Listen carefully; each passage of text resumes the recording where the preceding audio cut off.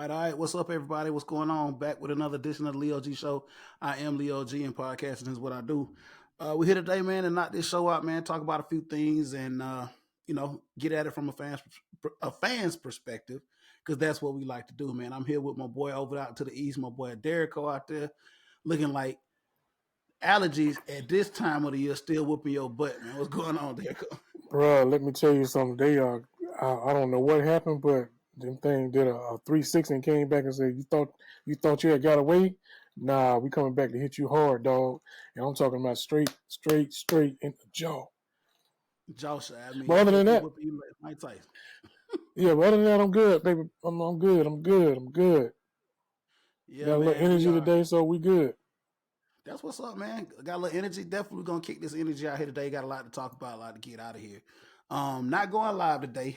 We are missing one, missing man Banksy MIA doing his thing, whatever that is. That man, he be all over the place. I think he finally got caught up with him a social media assistant, and now he getting booked everywhere and doing everything. Hey, that's what you get for letting him open up his DMs. It is what it is, man. Hopefully we can get him back next week because we got a lot of stuff going on and a lot to talk about next week, man. But today it's gonna be all about what we talk about, getting into a couple of things that we hadn't really discussed and talked about in a while. Coming off the heels that you weren't able to join us on the last episode, obviously, but coming off the heels of the NFL draft. We talked a little bit about that, but today we're going to get into some things, specifically some Atlanta United soccer and also some NBA playoff talk here in just a minute. So before we get good and started into the show, Derico, let everybody know the colorful outfit that you have on today. I mean, it's ironic you were just talking about heels. So I'm representing the highest of the seven, them Rattlers down in Tallahassee, FAMU. That's my adopted HBCU. And I don't care if y'all like it or not, but I'm just going to do me because I love me some Rattlers down there. And what's up with the 100 down there? Hey man, I'm not mad, man. I'm all for HBCUs. You already know that. My adopted HBCU, obviously. Well, I got two adopted HBCUs. I'll be remiss. My first adopted HBCU is actually Tuskegee University, and then I was adopted also by Fort Valley State University. So it's Tuskegee, and then in the house is Fort Valley State. So yeah, I'm all with the HBCU love, man. Definitely got to give them some love, Hey, for real, man. my, 'Cause my, they been my through sister something. would definitely like the fact that you got a Fort Valley Wildcat in the house. Because my sister, Hey, she graduated from the Valley. all right, yeah, absolutely, man. Fun times down there, man. Used to go down there quite a bit and kick it. I know quite a few folk down there at the valley. Um, cool place, and so is fam. Been down to Tallahassee a couple of times. The fam, very, very, very cool HBCU as well. Great Institute of Higher Learning. So HBCUs are still relevant. Please go out support academically and athletically our HBCUs. The ones here in this city that we love oh so much. Your Mobies, Morris Brown, Clark Atlanta, Morehouse, Spelman, the whole AUC over there, and of course all of the ones around the state of Georgia and all over the country, man. So shout out to you with that fam you Hey, representing don't for them forget, Rattlers. don't forget my old employer. Now I can't let you forget my old employer down in the AUC, Morehouse School of Medicine. Morehouse School of Medicine, yes sir. Chop it up for Morehouse School of Medicine one time. And they do a lot of big things in the community here in Atlanta. If you didn't know, they do a lot of big things here in the community for everybody, man. So I'm rocking today. I got lazy. I'm gonna have to get back on my game. I got a couple of things I want to bring out, but obviously today I just threw on the representing the Atlanta Braves. We might get into and talk about a little bit about what's going on with them. Obviously, Derico talking about baseball this early in the season in May is just I don't know. Like talking about baseball in May is just to me, I guess not exciting. But I mean, we can talk about it a little bit, man. We can jump into it in just a minute. Hey, I'm like you, but for some reason I'm just intrigued by what's going on with the Braves right now because this team I think is just different, built different, and the swagger is different. And our boy Acuna, right now, to me, and I'm not being a homer, he's leading the MVP race right now. Absolutely, man. I mean, he's a stand up guy. Really is. The whole team is. The whole organization is world class, man. And that's not me being a homer either, man. I mean, the Atlanta Braves are, they setting the standard, man, and they're now in position to kind of do that for quite some time. Very excited about it. So let's see, and it's a young squad too. And the pitching reminds us a lot of what we remember back in the '90s with Spencer Strider and Max Fried. I mean, they got it all the way around a well-rounded team. So it's going to be exciting to see. We know we're going to see them in the postseason. We're just going to see how far they'll go. But we'll talk a little bit Eh, about what they've been doing here in just a moment. I wanted to get before we get too far off into the show. I didn't know if you want to do a drink check. Did you want to do a drink check? I mean, I'm just on. It's been a long 12 hours a day, so I just picked up the Braves because we were just talking about the Braves. So I had already had my Braves glass with my cranberry juice in it. Cranberry juice. That's what's up, man. So look, I'm gonna give a recommendation. Usually, I go out on the limb and I get these wild, bottles that I got that people can't find, and everybody be like, man, I can't find that. I don't see that. Where is that? Where is this? Hey man, listen, gotta be connected, Derico. You already know you gotta be connected. You know what I'm saying? You gotta stay in the loop. Absolutely. if you wanna play the game, you gotta be connected, right?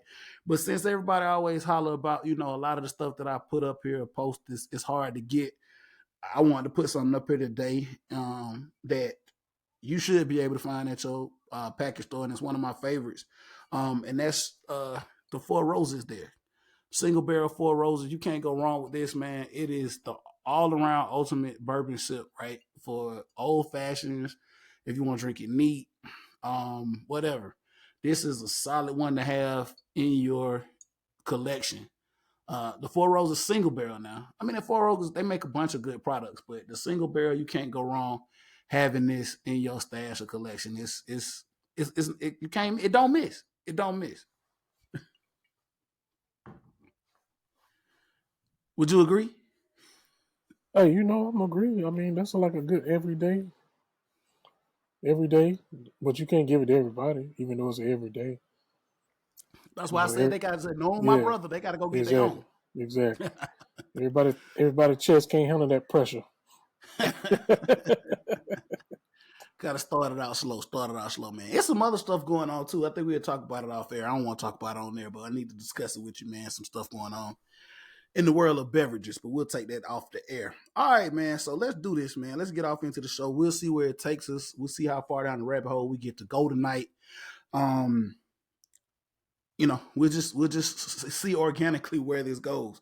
But one of the first things that we want to talk about, and let's talk about this. You weren't able to come on to the last show, and I think that was off the heels of us going up to Nashville and Nashville giving us a Derico. First and foremost, I will disclose this. What happens at Bucky's stays at Bucky's, number one. Hey, we definitely got an ultimatum about that. And number two, um, this now is getting to be a little bit scary. So we'll talk about what happened this weekend, but the previous weekend you went up to Nashville. Obviously, we're not new to going to away games. First time both of us got a chance to go to Nashville since they've built the new soccer friendly cute little stadium that they have up there, Geodis Park up there in Nashville. It's a nice little cute little intimate stadium, Yeah, right, for soccer. What was your first impressions about going to Geodis Park up there in Nashville? I mean it was tucked away nicely. You know what I'm saying? I was pleasantly surprised how quaint it was, but we're not used to small things like that. But hey, to each his own. I guess it made a friendly environment. Y'all got that little stadium, you still can't fill it up though. That indeed. I mean, yeah, a little itty bitty, and then we were still trying to find. We did a little heckling, a little talking, but it is what it is, man. They growing, and the sport is growing. So I guess we can say that that's something that we should be proud of and take hold. So I definitely want to shout out Mixtape 615. We were able to get over there by their tailgate, holler at them. It was an early kick, I guess, for them, but they still brought it nonetheless, and they showed a lot of hospitality, man. So yeah, it was a fun time to be had. I always enjoy going to away games. Gives you an opportunity to see things from a different perspective. Because when you a homer and you don't see things from other perspectives, sometimes you gotta make sure you keep a clear view, right? Oh, absolutely. And I think whoever don't travel. Not saying that you got to go across the country, but if you got somewhere you can go and drive in distance, just take a chance and just do that. I mean, it's a good experience, and I enjoy it because one, you get to holler at the other fans. You know what I'm saying? You can be, just going back and forth a little banter, you know what I'm saying? And you get to see how they stadium look, how they fans, do things, how they may tailgate if they tailgate. That's more football though, not soccer. That's more football. But we'll talk about that later.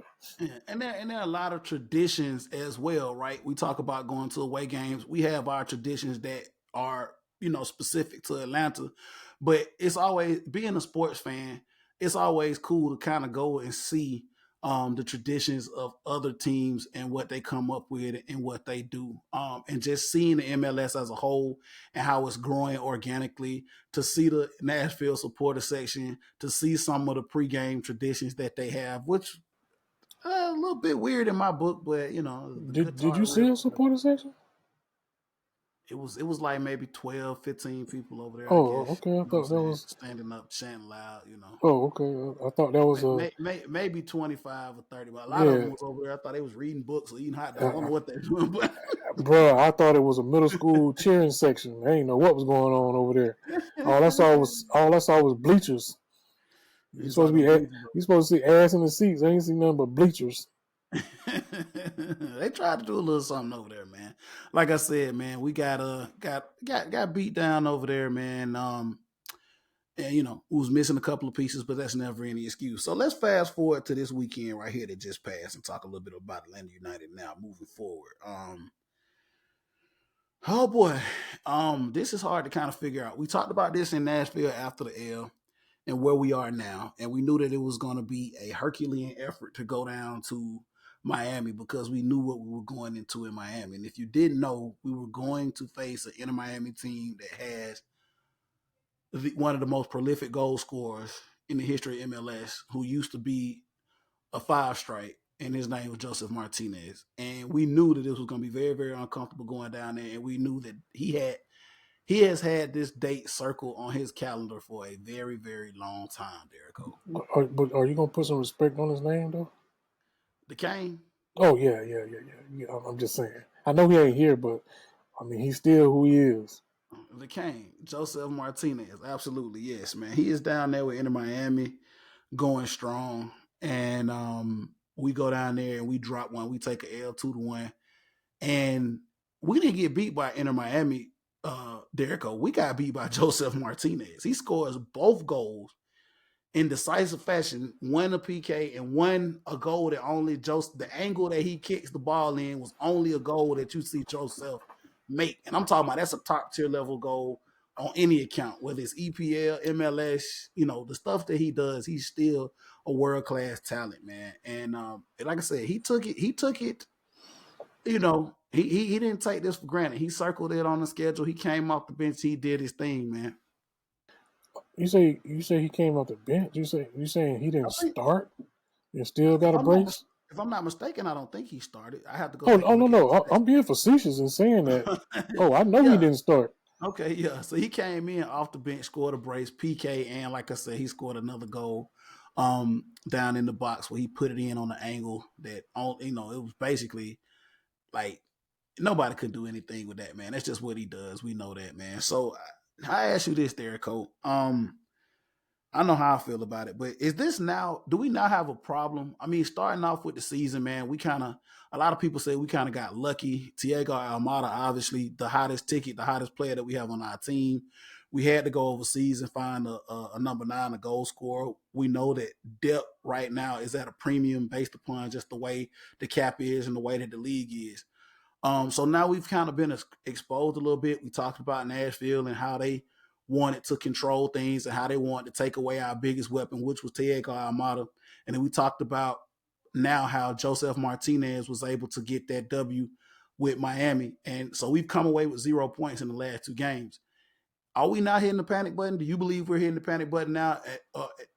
Where are we now? Because we're starting to move into the meat of the schedule, and a lot of things are about to start happening. And not to mention and to add, we lost to a Memphis 901 team in the U.S. Open Cup, and we were eliminated early from that. So is it time to start hitting this panic button, man? I know you got some thoughts on that. Well, I'm gonna say this: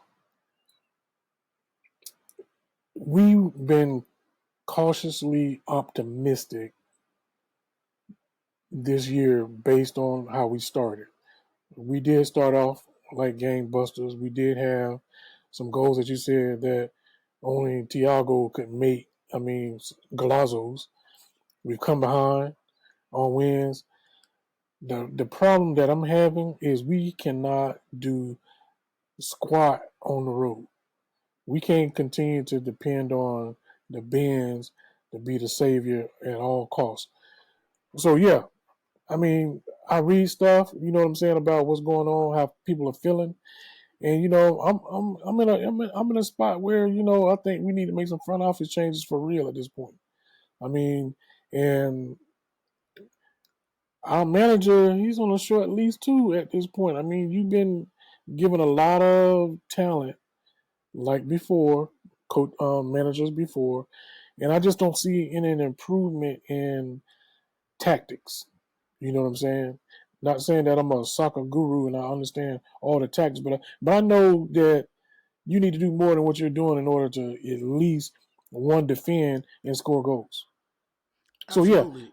so let's hit that panic button because even though we're sitting at 4 right now, that's not a comfortable 4 for me.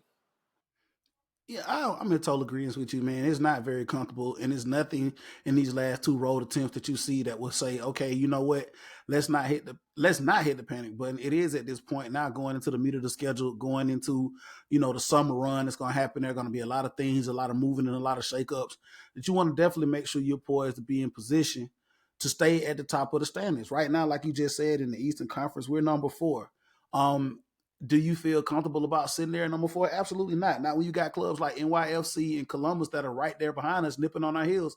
Who, by the way, Columbus has already they gave us a nice butt whipping here several weeks back, and then we barely Right. fought one out and scrapped one out with NYCFC. So yeah, I think that we have to start looking at what do we need to do to kind of maintain where we are, and do we need to, like you said, change up tactics? Not to go too far off into tactics, but I think there are some things that, like you said, our manager could do to try to get us back on the up and up. Now, I will say for this much, man, Yakamakis, who's been our 9, who came in from the Greek sensation, the Greek, I call him the soccer Greek freak. He's been injured, and he's had a couple of games that he missed, but he has been able to score goals at a good pace for us. And that's the problem, I think. So that's the biggest problem that I definitely want to talk about is, who steps in and who fills in when he's not available. Because and we're not to go too far off into the constraints that we have with MLS and the DPs and the actual roster itself. But in any sport, you definitely have to in any sport you definitely have to be able to have depth and be prepared for injuries. Right. We know that. And I think that that's the problem that we're having now is seeing that where our depth is, or being able to shift focus and try to get offense without a striker up there in front. We know that we don't have anybody that's just gonna sit up there and play that role. I mean, Chol has come in, and we've tried Barry and a couple other people, but it has not worked. So, like, where are we now with trying to get, I guess, offense going and trying to score when we do have injuries, or when players have to go and get called up for international duty? I mean, I think that's where again I'm using this word tactics again or coaching, whatever you want to call it. That folks got to learn that hey, this is a team sport. Number one, I've seen plenty of team goals in MLS. I've seen plenty of teams score without their striker having to score. I've seen plenty of teams understand that you can't be a one trick pony and survive and stay on top. And I think that's what we've been dealing with the last several years, even when Josef was here. When he's not in there, hard to score. So, like you're saying, when Yakamakis is not in there, hard to score. I mean, we can't just continue to live and die by one player, the striker or the DP, whatever. I mean, at some point, there has to be a conscious effort to understand that we need more team goals. And I think what happened in Charlotte and how those goals were done, I think that's what we have to look at more. Those were all three of those goals were team goals. It wasn't just one man, striking and showing that they can just outduel somebody. It was absolutely beautiful football. Absolutely, I totally agree. I mean, we have the team and the talent, like you said, and the pieces to do it. Turn the ball over, um, go forward on counter attacking. But it's like we get very, very slow on the foot. You know what I'm saying? I mean, we turn the ball over, we get opportunities, we get down into the 18 spot, and people are just dribbling, trying to find something. At some point, somebody and this is in any professional sport, somebody has to make a play. We know for a fact, like you said, when Yakamakis is out, then now it goes onto the shoulders of Thiago Almada. And like we watched in Nashville, they said, hey, well, let's follow where he is, close down the lanes for him and not let him beat us. And that's essentially what they did. I mean, we tried to get crosses in with Brooks Lennon and tried to take opportunities on set pieces, but it just didn't work. So I think at the end of the day, you got to get more creative, and somebody has to step up when we have those guys out and say, "Hey, let's make a play." I will say this much, and I don't know, I don't want to speak to you, but you can probably tell me who you've been impressed with thus far. A couple of people that stand out to me that have actually been playing very, very well at the top of the season. The first person is Caleb Wiley, who I think is having a phenomenal season playing out there at fullback. He's been doing a good job for us. And also, I want to give a shout out to my man Franco Ibarra, who's been holding it down in the midfield for us as well, collecting and cleaning up a lot of stuff in the midfield. So I definitely want to give those two guys a shout out. But everybody else is kind of suspect. And I'm gonna say that. I mean, no, seriously, I'm saying that I love Miles Robinson, I really do.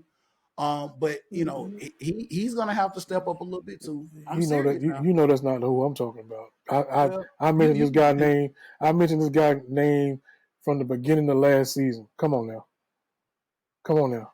who was The that? goon, the goon. Goodman? Yes, Okay, well, give Goodman some props, man. I think he was the injured a little bit. goon. But yeah, Goodman has definitely been doing his thing as well. He's definitely been performing as well. But like I said, I think we just need more out of everybody, and it needs to be consistent, right? It needs to be consistent. It can't be here or there. We got to get some consistency out of this thing and some cohesiveness. I know goalkeeper has been an issue because, of course, Brad goes down with an MCL. He's out for several weeks. We know we want to get him back. Also, we know I guess Westberg got hurt, and then now we down to the third MLS pool goalkeeper in Diop, right? I mean, this dude probably, I don't know where he came from, but he's been doing okay. But you can't expect a lot out of somebody that really was never supposed to be in this position. But But that again goes back to your earlier point about depth. If you're there's gonna other get depth, get quality depth, especially when you know that you got an older, longer in the tooth goalkeeper that could be out any minute with a freak injury. I mean, it just say Mother Nature or Father all Time the time just is undefeated. undefeated, dog. I'm just saying. So we got to start looking at how we can start, being in a position if something happens to a player, especially at those two positions, that striker and that goalkeeper. Absolutely. I am agreeing with you. So, yeah, which brings me to the next point that we'll talk about here, man, before we get into, some more things in the show. Um, Coaching. You talked about it. You hit it on just a little bit. We know from this fan base that there are a lot of people that want the, I guess, technical director out, Carlos Bocanegra, right? They want him gone. I am on that wagon right now. I mean, when you get to a point where you the only common denominator at this point and things are still, you know what I'm saying? I mean, at some point, you got to start, feeling that heat up under your booty. I mean, and you're right. I don't think he has actually felt any. He's been very, very comfortable. I know we lost Darren. Darren's over there now with Newcastle. We brought in Garth, if I'm saying his name correctly. He came in from Seattle as the president. Haven't got a chance to meet him yet. Hopefully, I get a chance to meet him here coming up pretty soon at the TechX. He seems to be a pretty cool guy. But yeah, man, I think a lot of this lies solely on the shoulders of Carlos Bocanegra. I mean, the fans have been adamant about us needing a change there because everything else, let's be honest, everything else has changed. Like you said, he's the common denominator in all this. Everything else is flipped and changed, but him. Hey, So I don't know, hey, man. Maybe when he you got some say it, pictures of something on when somebody. when you But say it, Carlos' name like that, make sure you say it real slow, because I don't want you to be like that dude that was on the and say the wrong word. I'll just say Boca out. How about that? We'll just do the hashtag Boca out. We won't even try to finish the rest of that. But yeah, man, absolutely, man. So talking about Carlos, now let's switch gears over to Gonzalo Pineda. So Derico, we all know that there's no secret. There was a lot of friction in what happened with things last season, especially with Joseph. Let's talk about it. Um, there was some type of tension. I don't know where all it came from. If it was just Gonzalo Pineda or if it was Carlos, I don't know where it was, but it was obvious. In my opinion, truthfully, it was going to come to an end with Joseph. We all knew that eventually he was going to move on. That's just the nature of the business, especially when, once you start understanding and learning the MLS, this isn't like overseas where you can hold on to guys. I mean, there are different things. There, the designated player rule, money rule, everything's a cap league. So you knew eventually that we were going to have to move on from Joseph. But for whatever reason, there was a lot of friction last year. Joseph was suspended the game because he got into a heated argument with somebody. I don't think they ever came out and said who it was, but I think we can put the pieces together. That I Yeah, think he was very unhappy with the coach and right. and what was going on in that situation. So we've had several coaches throughout the time that Atlanta United has been here. Pineda has been in, and to be honest, before I ask you this question, I'm gonna just kind of answer it and give you my thing. Is is it time for Gonzalo Pineda to have some heat on his booty? Absolutely. Absolutely. I think it's time for him to feel a little bit of the fire because he's not being able to, like you said, get the most out of some of the talent that we've had. And it's funny because here's the thing before I take it over to you, Derico. We've had Hmm. coaches that have done a lot more in their tenure here than he has, and they felt way more pressure. Boy, you Frank just DeBoer, you just stole my thunder. You didn't even hear me in my you head know saying what I'm saying? this. So go ahead. I'm asking you the same thing, man. Gonzalo Pineda, where is he in this and how should he be feeling right now if things don't start to tick up? I mean, you just said it, Leo, and hey, don't take a rocket scientist to figure this one out, bro. You have won nothing, Nathan. You have caused more. Well, I'm gonna say caused. You've been a part of more chaos than you have winning. You know what I'm saying?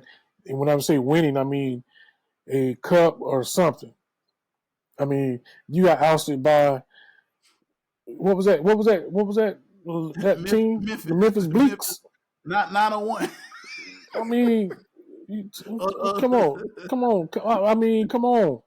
I mean, we cannot be serious if we can't score against a third tier team yeah, at home. Well, essentially, it was at home. he was We a we Kennesaw. we usually have a good outings at Kennesaw. I mean, we usually have, but that's just embarrassing.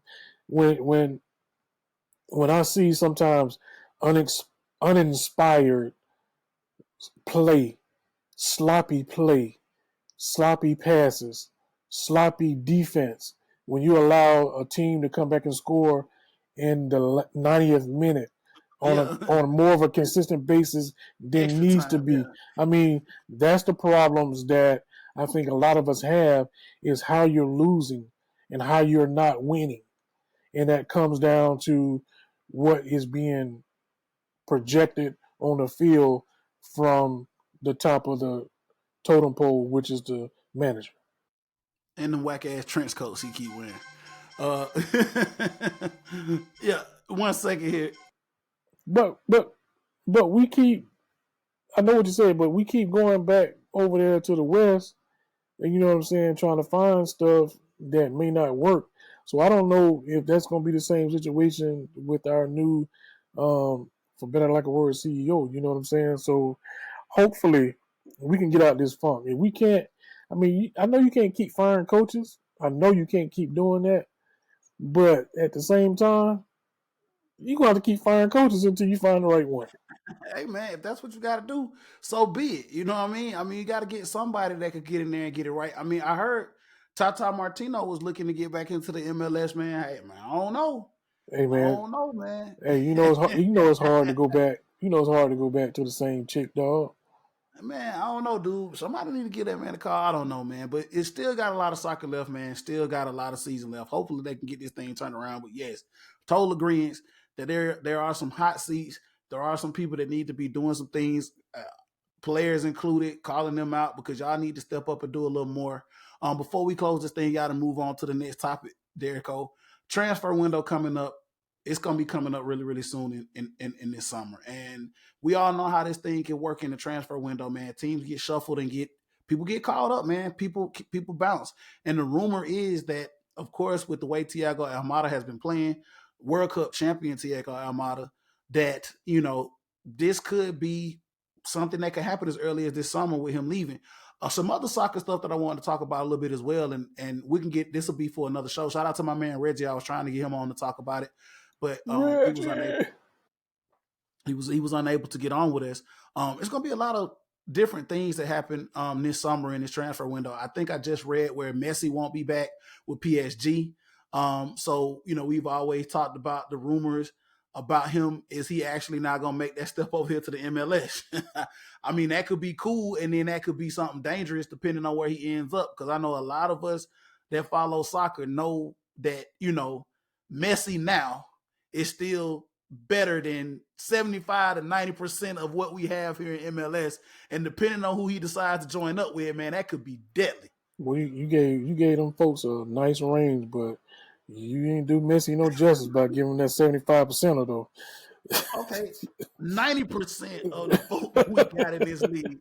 Unfortunately, man, it's Messi. What can I say? If he decides that he wants to come up, because at this point, he has nothing to prove, right? He is now going into, the latter part of his career. And if he wants to come over here and give this, because let's be realistic about this, Derico, man. The man has played in some of the high soccer, pinnacles on earth. He was at Barcelona, he's at PSG, won a World Cup. There's nothing really left for him to pad his resume. And if he want, and a lot of players, once they get to a point where they feel like it's, they want to do, I hate to use the word slower pace, but if they want to do something, still be competitive and come into a league that would welcome him with open arms, because it would definitely give us a bigger visibility on the world stage with this league. But yeah, he could definitely come over here, man. Like I said, it would be scary as hell to see where he would end up. And like I said, depending on where he end up, it would be almost lethal. But Yeah, yeah. going But back to Thiago, man, in the transfer window here, just talking about it coming up this summer. Um, I love Thiago. There was obviously when he came to Atlanta, there was a little bit of controversy when he got here. But he's been a solid player for us. He's flourished and he has grown as a player, and it's well deserved if he does get snatched up in the transfer window this summer. Derico, how do you feel about us possibly missing players, specifically Thiago Almada, in the summer transfer window? And do you think that how impactful would that be for Atlanta United moving forward, going into like the playoff stretch if he does leave? well, let me answer this question before I answer you because I need to make sure how it works. So if he does get caught up in the transfer window period where he is, means he's gonna be put on loan somewhere. How long will he be put on loan? No, it And won't. This won't be. This are you won't be talking a about? loan. You talking about he just This will be gone? an acquisition. This will be an acquisition, Okay, and he would be actually gone. This wouldn't be a loan. If he okay. goes over to some of the rumors, some of the teams are like Napoli, who just won Serie A over in Italy, and he's been rumored to a couple other teams over in Europe as well. So yeah, this wouldn't be a loan. He would So be actually. so you got to absolutely mean you got to replace him there, and yeah, that's gonna be a problem because I don't know what other World Cup champion right now that you would be able to entice to come over here mid-season. Well, see, this is what I'm hoping. In my perfect world, this is what I'm hoping. I'm hoping Tiago is going to get the call and he's going to move up. And I'm hoping Tiago could do us a solid and call his Argentine teammate, Messi, and say, "Hey, Messi, this is a great place to play. I'm leaving. Of course, why don't you come over here because they gonna need your help." Hey, boy, you been awfully optimistic. Hey, you asking Santa for a big gift in May. and bring Messi on over here to be with Atlanta United. Yeah, I'm being real wishful right now. It's really wishful thinking, man. But I wish him all the best. I don't know. I mean, depending on where we are when the transfer window comes up, there's always there's flexibility with the transfer window. Obviously, Derico. I mean, Mm-hmm. they could put a hold on it if we're in a tight race. Going into the playoffs, and we could, things could tighten up and turn around, and we could have some flexibility to keep him here. So let me You ask you this know, question. Let me ask you this question because I was and just I'm thinking not. And about. don't get me wrong. I don't. So before you answer this question, for the soccer purists, I am nowhere near an expert on the transfer window and player acquisitions. We would have to get somebody else on to talk about that. So I'm just speaking off the basic knowledge that I have. Okay, But go ahead. so let me ask you this because I was just thinking about this. If we seem to be almost a breeding ground for players that come over here and then are looked at or sought after to go up to a higher level, that goes back to something that's fundamentally wrong with what you're doing as a coach, manager, team, or technical director or whatever. So I do you know of any other team that gets poached as much as Atlanta United? Not offhand, but like I said, this is the nature of the beast, especially when it comes to the MLS. This is not, a top tier European league. So these things tend to happen. You usually see the grade down, and that's why we were talking about Messi. You usually see guys from Europe on the downslide of their career come over here. But to answer to give you a little firmer answer on your question, like not to my knowledge, I don't really have a lot of intimate knowledge with a lot of other teams when it comes to that. Like I said, maybe we can get Reggie or some other of our footy mob brethren to come in and kind of talk about that and shed some light on that. But it appears as though, yes, we've had, that we know specifically, Miguel Almiron left here. He's doing well over in Europe, and now it looks like Thiago Almada will do the same. So yeah, that's a question to be brought up with them. Hopefully, we can get them on and talk about it. But you would think that we got to try to find some type of balance, right?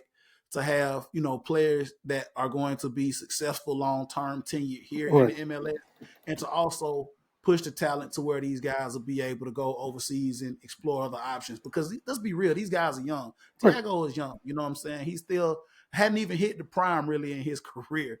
And it's unfair to him to kind of hold him back with his talent level. So you Or, definitely want to or see him. or have dudes that are actually called up for the U.S. national team as well. Yeah, this is true. We got Miles has been called up, and I think Caleb Caleb, Wiley that's is what I'm saying. starting to get some Right. recognition as far as being called up with the youth, with the under 21s. I think, if I'm not mistaken. He actually was So on yeah, the major men's mint team as well though. So he did go up there.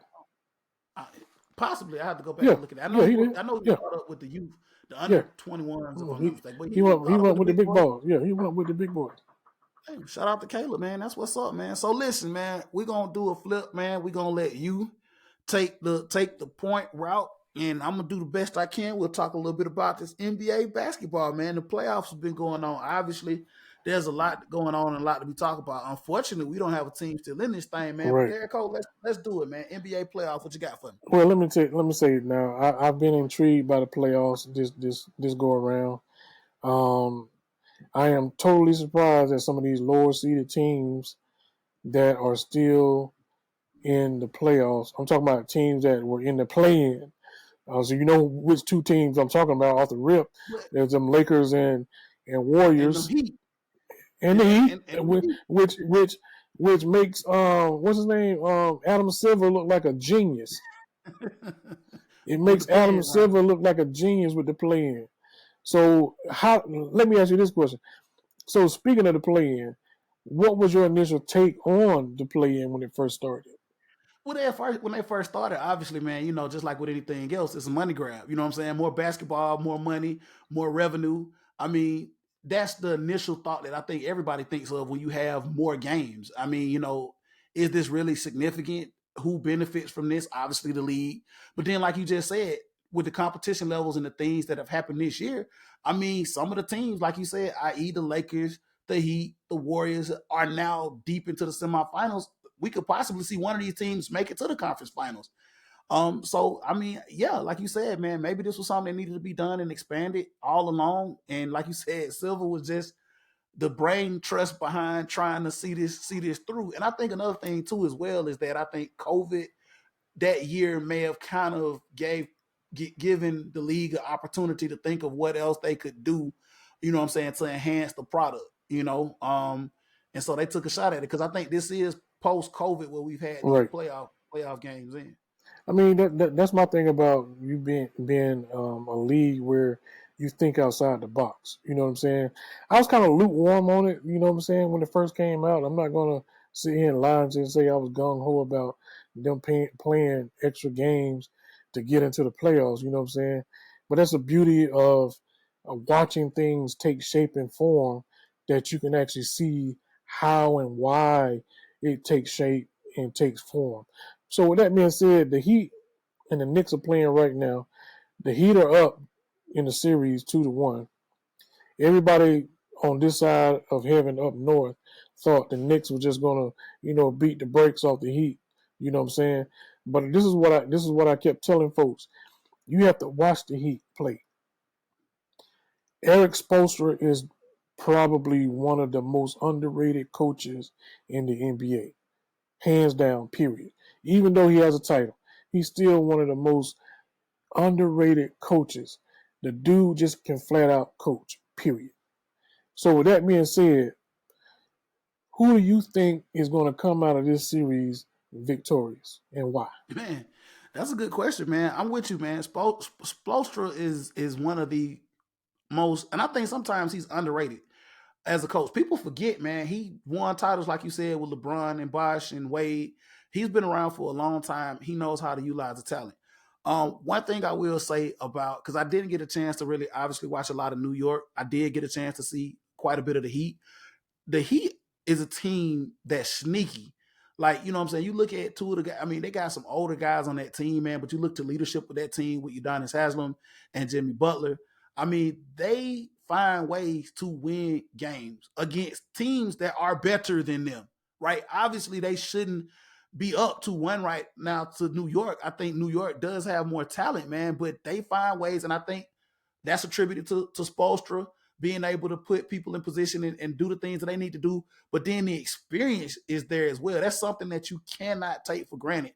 Guys like Jimmy Butler and Udonis Haslam and some of the other guys that they have on that team that have the experience and the grit to get through it. I think when it's all said and done, this series will probably end up going, I want to say, to 7. I think that New York may be able to get back in this tonight and maybe tie it up. Um, Derico, I'm gonna let you speak on it. But at this point, I do think I will give the Heat an edge because what you don't want to do is be in a dog fight with Miami. And if you're in a dog fight, I'm gonna give the edge to Miami with their experience. Right. Let me go ahead and say it right now. If Miami wins tonight, it's going to be a gentleman's sweep because I don't see the Knicks having the mental toughness to handle it. They don't have a leader like Jimmy Buckets. You know what I'm saying? They'll look at old boy, you know what I'm saying? I don't even want to call his name. Randall, I'll call his name. They'll look at him like that's who your leader is supposed to be. Randall is supposed to be the dude, but he's not a leader, in my opinion. So I feel like if the tough get going, he gonna fold up like a cheap tent and just crush, and then the rest of the team is gonna fall in line. I give a head above shoulders in the sky that Spoelstra will outcoach Tibbs. Any point, any day, any given way. Twice on Sunday. I just do. I just do. And then again, we still talking about the Knicks. So it is still the Knicks. So Yeah, I have no faith in the Knicks. I'm actually surprised that they got to this round.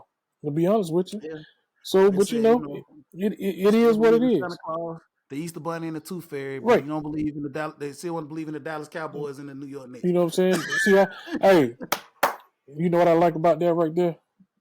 You know what I like about that, Leo?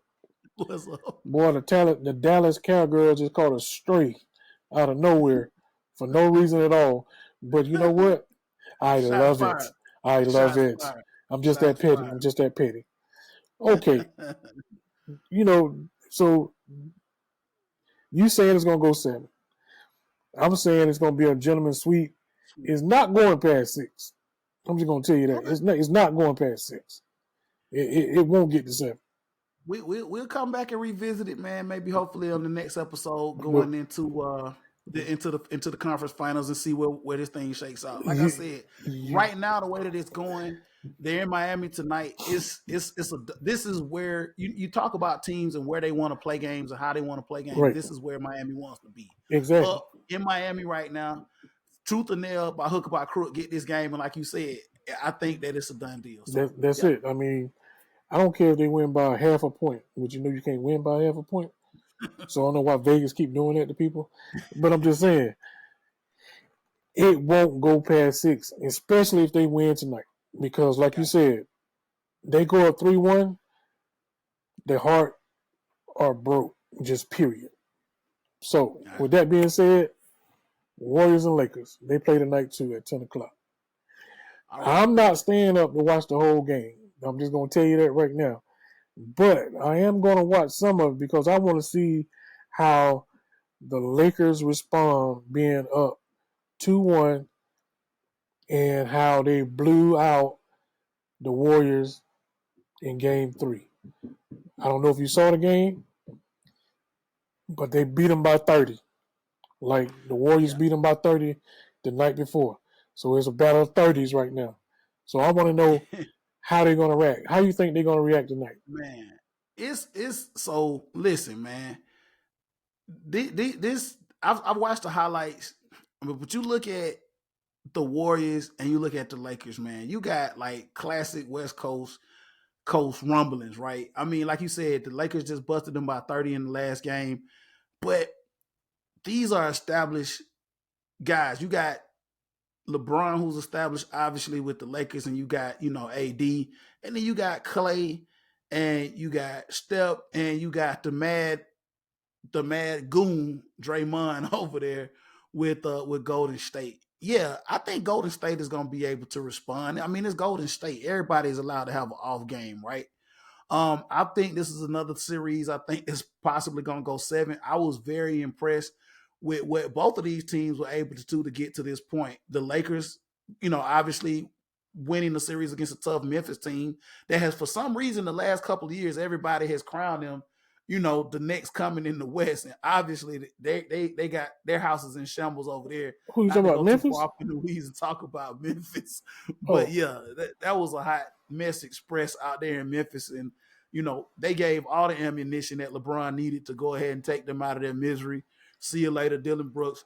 All of that stuff out there in Memphis. And then what impressed me the most about Golden State was we saw Sacramento after a 17, 18-year hiatus from the playoffs with a team that is very, very talented. It is a talented team. That we thought talent wise could take them over this Golden State team that hasn't really had the firepower and the push that they've had in previous years. But guess what? Golden State said not so fast and and was able to get past Sacramento and end up where they are now here in the semis against LA. so this is what I was telling some of my dudes that come over here and watch games. The experience of Golden State was going to outlast the inexperience of Sacramento, and it just did. I mean, the talent was there for Sacramento, but you just don't have that championship pedigree, and that was the difference. Now, them boys may come back next year and go a little further. I mean, it was a good learning experience for them, but I knew they weren't going to beat Golden State. I just knew it, just for that simple fact. You know, there's something to be said about having that championship experience and being able to overcome that young squad. I mean, that's just what it was for me. So we're gonna see. You saying it's going to 7? I feel like the Lakers and the Warriors will go to 7 too. I mean, it would be a disservice to the NBA if that game or that series don't go to 7. I mean, one of the series got to go to 7. Why Somebody not got to that go to one? seven, You know right? what I'm saying? Somebody got to go to And seven. I Obviously, feel yeah. like that's the one. I mean, yeah, I do think this, this is a very, very intriguing matchup, man. And like I said, I do want to see this go to 7.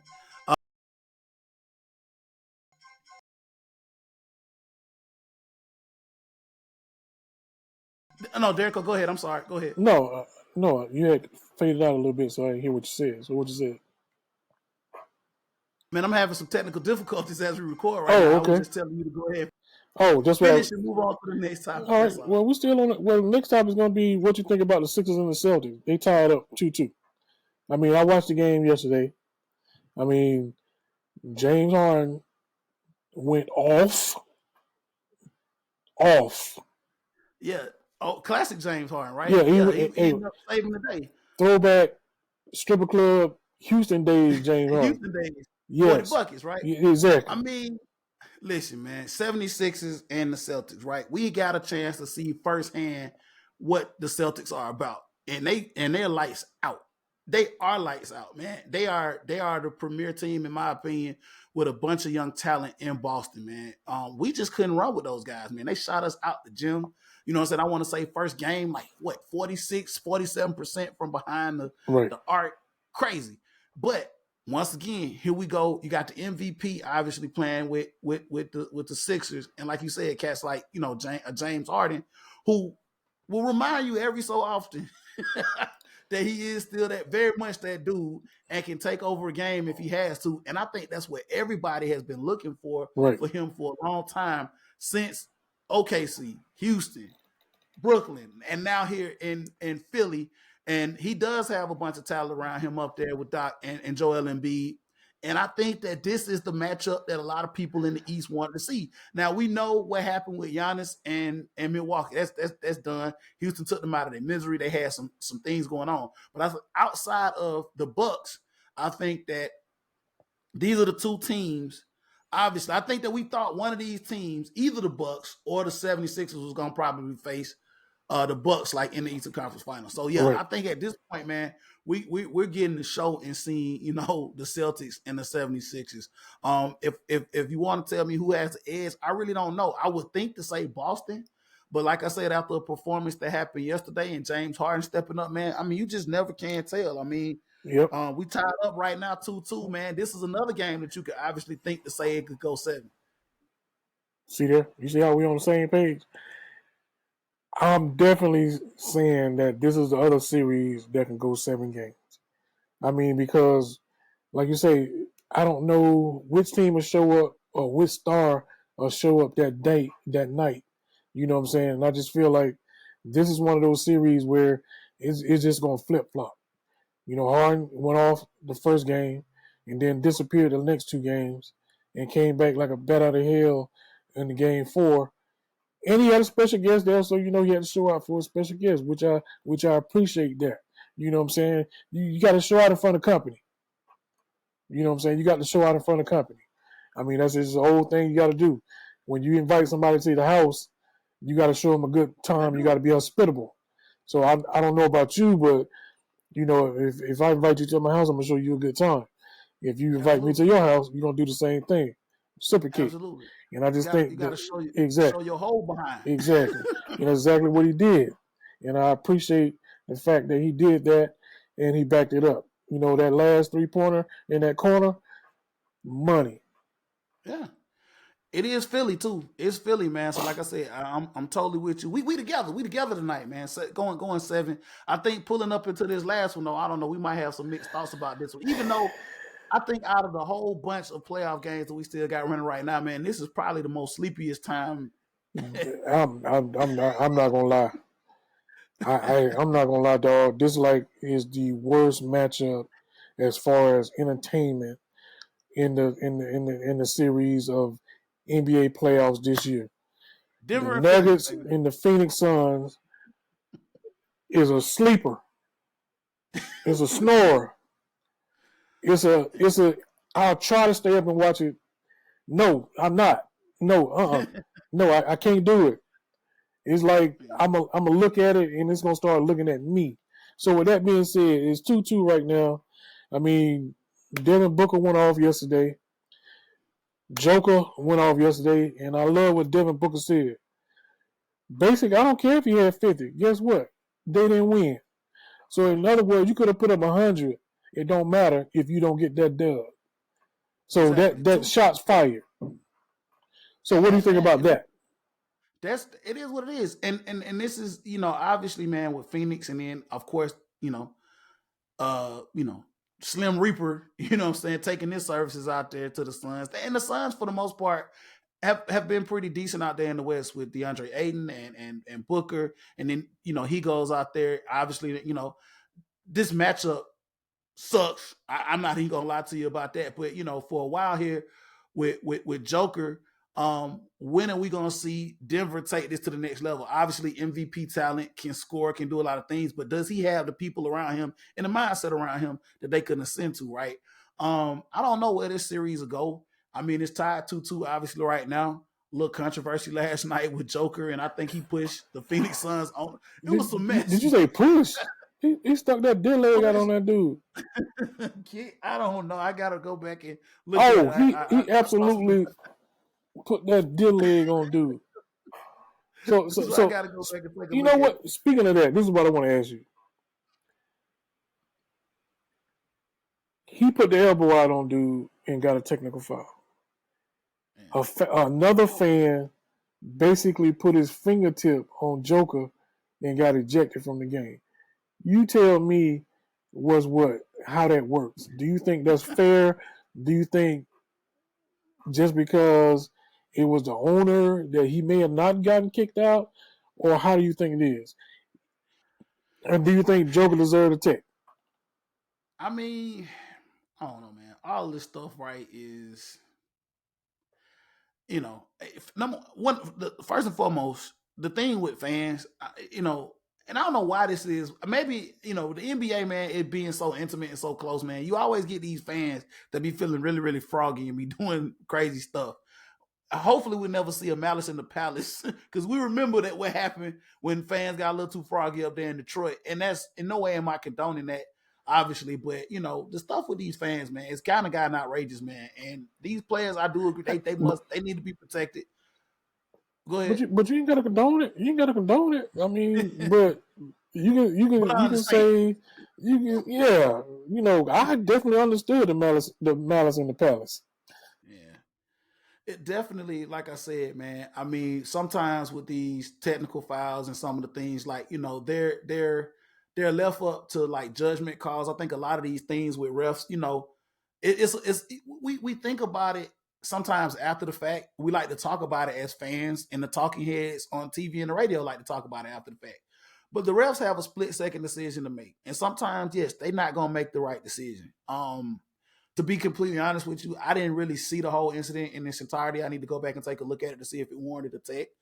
I know a lot of people were saying that there were a lot of people on both sides of the argument, I guess, to say that much. But yeah, man, these refs are under a lot of scrutiny, and especially when you get into these playoff games, you never want to see games swayed one way or the other by some of the calls that the refs make. But they're human, they are, and like I said, especially when it comes to these technical files, I know we do need to see it be a little more consistent across the board as to how they do things and how they call stuff, right? But I mean, these are split second decisions these guys have to make, and they do it, you know, not to defend them because sometimes they are definitely in the wrong. But I mean, they're human. It's the human factor. It's the human element of it, and they do what they do. So in this case, Leo, they had an opportunity to go look at it and talk to the folks in New York. So it wasn't like Joker threw that deer leg out there and they just teed him up. No, they went back to the monitor, saw it, and said, okay, it warranted a tee. They also saw that the fan, because I didn't see it initially until they showed the replay, that the dude basically just did Joker like that on the shoulder after he had threw the dead leg and grabbed the ball from the said owner of the Phoenix Sun. I don't even know if Joker knew that was the owner or not. I mean, I guess it He don't did. really He matter. probably did. You know what I'm He saying? I did. guess it really don't matter. But we just got to stop taking certain I guess certain players get away with certain things, and it's just not a point at Joker, but just as a whole, there are certain players can get away with certain things. Like my Yeah. most hated player in the NBA, Draymond Green. He knows if he gets his first technical foul, he can talk as much junk as he wants to because he pretty much know that they ain't gonna give him a second technical foul to kick him out of the game unless he just do something just like, Egregious. and I'm gonna use your term, really, really, really bad. You know what I'm saying? So yeah, so that's my thing about that. So hopefully, we can do that. But I see we at the top of the hour, so I'm gonna hand it back over to you, big guy. Top of the hour, man. Hey, yeah, man. And before we close this thing out, man, do you think this is going 7? Who you think gonna take it? Where do you see Man, this is a push. This is a hard push. I think it? I think Denver. I think Denver. They're I gonna think edge it Denver's out. gonna take them out in 6. We'll see. I don't see this going in 7, and I think I will agree with you on that. I think Denver should be able to dispatch them in 6. And, I know my boy, yeah, and the only reason I'm saying that is because if I hadn't seen KD just go off, and we still might see it might happen. But we got to see it happen to give us that's what that I'm faith saying. that Exactly, that they can do it. So exactly. yeah. So we'll see what's up, man. So like you just said there, Cole, top of the hour, man. Great segment talking about the NBA playoffs, man. Hopefully we'll get that team here in this city to get to the semis here in moving forward. And obviously that's another topic of conversation that we'll talk about. Leave for another day what the Hawks are doing over there moving forward. So yes, top of the hour, man. We've had a great show, man. I definitely appreciate it, man. Derico, shout out to you for running point on the NBA playoff segment. Yes, sir. Okay, and shout out to all of the people that listen to us and follow us, and keep giving us the feedback, man. And we're just gonna keep doing this from a fan perspective, man. So, like I said, hopefully, maybe our boy Banks, you just never know, he'll join us on the next episode. I think this Thursday, NFL schedule release. We know who we're playing. Just gonna get the dates. I know Derico is thrilled about this. He's gonna have a big schedule release party up there at the Derico residence. Yes, I'm ready. I'm ready to figure out where I'm gonna go and when I'm gonna go. Also, then I can figure out how I'm gonna, do my rest of my schedule for the year. Because I tell people I don't put Absolutely. nothing on my schedule Until we past see August the date. until the NFL schedule come out. Absolutely. So I'm excited about that too, man. Hopefully we'll get a chance to do. I said Derico, and we're gonna try to get to an away game this year. We're close. We're very very close with Nashville and Jacksonville, the Titans and the Jaguars. Hopefully they won't have us open the day playing Jacksonville in the middle of August in 1,000-degree swamp water heat. Bruh, Uh, bruh, we went down there in 2008. and just died. Bruh, that Yeah, was man. ridiculous heat. Brutal, man. Like I said, maybe we can get that pushed on out to October, November, something like that. Where it's still Florida, but it'll be not. It won't be as humid and stagnant as it would be the earlier part of the season. And once again, like I said, going up to Nashville. Nashville is a great city to host. We just came back from MLS. I wouldn't mind going back up there again to see the Titans up there and what they got going on, man. So yeah, absolutely got that to talk about coming up. And we'll definitely probably get back into some more Braves baseball as well. It's been another edition of the Leo G Show. Derico, let the people know where they can find you. Whoa, whoa, whoa! You can catch me at Derico_Virgo on IG. You can catch me at the Facebook on Stacy D. Derico. You can catch me on Snapchat at DJ K6. And you can catch me on the Twitter at VSU96SD. All right, all right. You can always catch me, your boy Leo G, at Southern Set with 2 T's on Twitter. Shout out to everybody that's been hitting me up on Twitter, man. Shout out to my man, the Falconator. We talked about him on the last podcast and what he did. That was very, very epic on at the draft. You can catch me. You can catch us also. You can catch the show. Also, the Leo G Show, the #1 on Twitter. Also, catch our Facebook page as well. We love the interactions. We love the fans. Thank you all for supporting our podcast and doing what we do, man. There's a lot of fans out there doing their thing, supporting us, and we definitely support them as well. Some other podcasts is going around. Hopefully, we'll get to do some linking up. Want to definitely give a shout out to our boy Coach I. We got to get him back on to do a little. Maybe he can do a little draft analyst analysis of some of the Falcons players that we brought in, because I know he follows college football big. So definitely try to look forward to in the future bring him in, and also trying to get our boy Reggie in to do some more soccer talk to kind of give a little more in depth about some of the things surrounding the MLS, the transfer window, and things of that nature. So yeah, been another great edition, man. I hope you all enjoyed. It's the Leo G Show. We about to be out.